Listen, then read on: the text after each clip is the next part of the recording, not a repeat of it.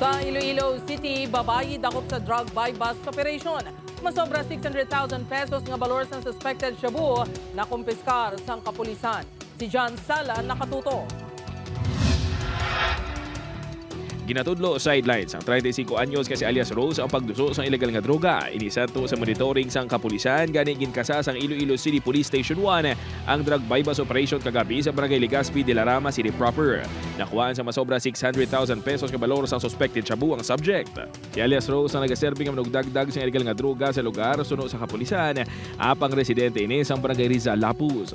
Makabi nga high value individual kag konektado sa iban nga una nga nagkaladakpan si alias Rose.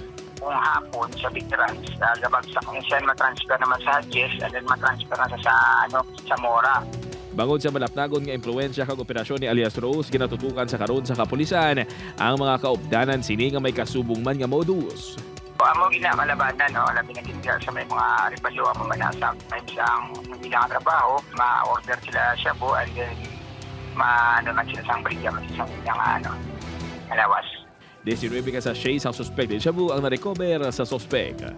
Upod kay Hans Desierto, John Sala. 1 Western Visayas.